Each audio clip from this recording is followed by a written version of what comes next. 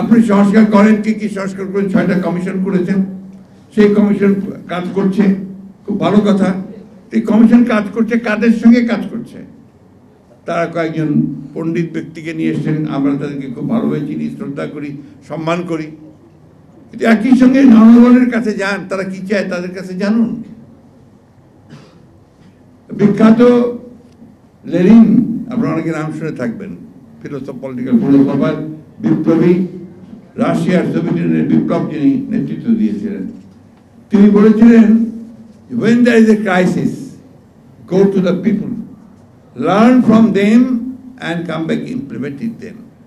আর যখন কোনো সংকট সৃষ্টি হবে, জনগণের কাছে যাও, জনগণ কি চায় না চায় সেটা বোঝো, তার কথা বলো, বোঝার চেষ্টা করো, তারপর ফিরে এসে সেটাকে তুমি কাজ করার চেষ্টা করো।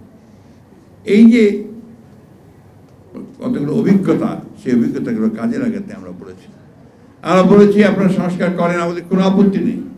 কিন্তু যে বিষয়টা নিয়ে বাংলাদেশের সমস্যা সবচেয়ে বড় তৈরি হয়েছে, যে আজকে বাংলাদেশে অস্থিরতা, স্থিতিশীলতা, এগুলো সমস্যা আছে।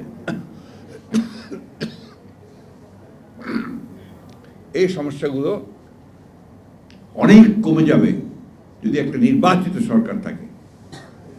কারণ নির্বাচিত সরকারের শক্তিটা অন্য, সেটা হচ্ছে জনগণ তার পেছনে থাকে। এই কথাটা আমাদের সবসময় মনে রাখতে হবে।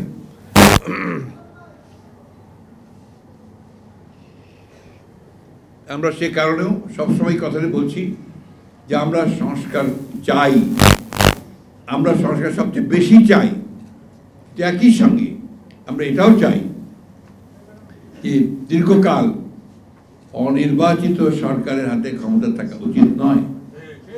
আজকে দেখুন দেশে সংকট বাড়ছে তো বাড়ছেই, সবচেয়ে বড় সংকট হয়েছে সাধারণ মানুষের। চালের দাম এমনভাবে বেড়েছে যে সাধারণ মানুষের পক্ষে এখন চাল কেনাও অসম্ভব হয়ে যাচ্ছে। চাল, ডাল, তেল, লবণ, ডিম, মাছ, মুরগি, প্রত্যেকটার দাম বেড়ে গেছে। সাধারণ মানুষের জীবন এখন অতিষ্ঠ হয়ে গেছে। এটার দিকে কিন্তু তাদের কোনো খেয়াল নেই, কোনো কমানোর দিকেও তারা কাজ করছে না। কিছু বলে যায় এত তাড়াতাড়ি তো সব সম্ভব না। আরে আমরা যে সঙ্গে আমরা তো উদ্যোগটা দেখতে চাই, কি কি ব্যবস্থা নিচ্ছে সেটা দেখতে চাই।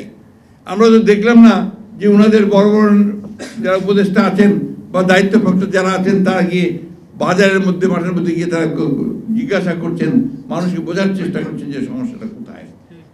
তা না করে অনেকেই তারা আবার এই রাজনীতির মধ্যে জড়িয়ে পড়েছেন, বিভিন্নভাবে রাজনৈতিক উক্তি করেন, কমেন্ট করেন, এমনকি রাজনৈতিক দলগুলোর প্রতি পর্যন্ত তারা কটাক্ষ করেন। এটা সঠিক নয়, এটা হওয়া উচিত নয়। আপনাদের সবসময় মনে রাখতে হবে যে আপনারা হচ্ছেন অন্তর্বর্তীকালীন সরকার। আপনাদের মূল দায়িত্ব হচ্ছে সংস্কার করতে চান, সংস্কার করবেন, সেই সঙ্গে একটা নির্বাচন করবেন যে নির্বাচনটা সকলের কাছে গ্রহণযোগ্য হবে। এটাই হচ্ছে এক প্রধান কাজ করে নির্বাচিত সরকারের হাতে ক্ষমতা হস্তান্তর করতে হবে।